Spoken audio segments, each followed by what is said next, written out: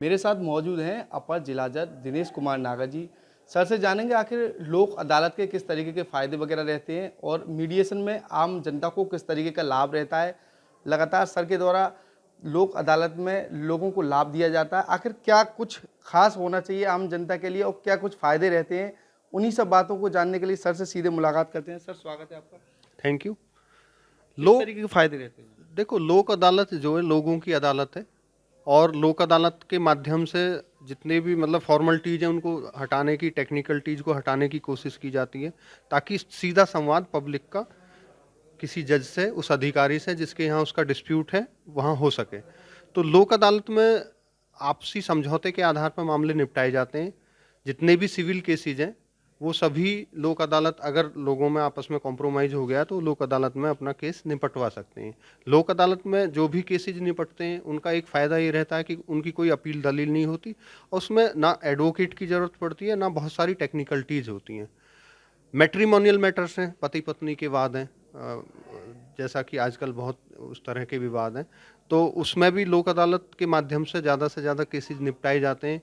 हर लोक अदालत में एक अच्छी संख्या जाती है, कई सारे जोड़े यहाँ से इकट्ठे साथ साथ जाते हैं, कॉम्प्रोमाइज़ आपस में कराते हैं हमारे फैमिली कोर्ट के जजेज। और फैमिली कोर्ट में हमारे जजेज के अलावा वहाँ पे और लोग भी लगे हुए हैं जो आपस में कॉम्प्रोमाइज़ कराते हैं पार्टीज का। और जितने फाइनेंशियल मैटर हैं, जो बैंक लोन के मामले हैं, जो जिस कोई डिफ़ॉल्ट कर गया तो उस दिन लोक अदालत वाले दिन सारे बैंक यहाँ अपनी स्टॉल लगाते हैं और जितने भी उनके क्लाइंट हैं उनसे वार्ता करते हैं और उनको ज़्यादा से ज़्यादा छूट दे के वो सारे मामले यहाँ पे निपटाए जाते हैं। वैसे ही हर स्तर पे, चाहे वो तहसील स्तर है, चाहे वो डीएम साहब के यहाँ है, एसडीएम साहब के यहाँ है, जितने ऐसे मामले हैं जो आपसी समझौते से निपट सकते हैं या ऐसे मामले जो एप्लीकेशन टाइप के हैं वो सारे वहाँ पे निपटाए जाते हैं। एनआई एक्ट के मामले हैं, जो चेक बाउंस होता है, उसमें भी लोक अदालत में ज़्यादा से ज़्यादा वो केसेज निपटाए जाते हैं। लोक अदालत के लिए मैं पब्लिक से ये अपील करूँगा, अलीगढ़ की जनता से खासकर ये अपील करूँगा कि लोक अदालत के बारे में एक भ्रम ना रखें। कुछ लोगों के मन में ये भ्रम है कि भाई लोक अदालत में कुछ ऐसी फॉर्मेलिटीज़ हैं या लोक अदालत के निर्णय जो वो इफ़ेक्ट नहीं रखते। तो लोक अदालत का निर्णय वही इफ़ेक्ट रखता है जो आम निर्णय इफ़ेक्ट रखते हैं, बल्कि उसका ये एक और बेनिफिट है कि उसकी कोई अपील दलील भी नहीं होती है। सर, अन्य अदालतों में फैसले हो जाते हैं लेकिन फिर भी लोगों को भटकना पड़ता है, तो क्या उसके लिए सबसे ज़्यादा लाभदायक लोक अदालत है? हाँ, देखो, लोक अदालत में वही मामले निपटाए जाते हैं जिसमें आपस में पार्टीज का कॉम्प्रोमाइज़ हो सकता है या हो जाता है।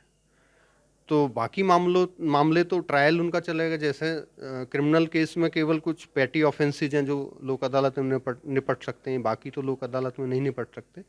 तो लोक अदालत का अपना एक महत्व है, लेकिन बाकी जो कोर्ट में प्रोसीजर चल रहा है, जो केसेस चल रहे हैं, उनका भी अपना महत्व है। सर, लोक अदालत जो है एक वर्ष में लगातार कितने माह में लगाई जाती है? लोक अदालत जनरली एक साल में 4 बार लगाई जाती है, हर तिमाही पे। अभी दिसंबर में थी लोक अदालत, अभी 9 मार्च की लोक अदालत है।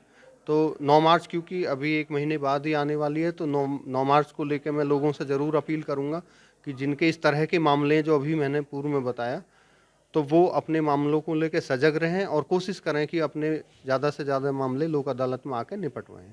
तो ये थे हमारे साथ अपर जिला जज दिनेश कुमार नागर सर। उनके द्वारा बताया गया आम जनता को आखिर किस तरीके से लोक अदालत में फ़ायदे मिलते हैं। मैं खालिक अंसारी, एबीपी लाइव, अलीगढ़।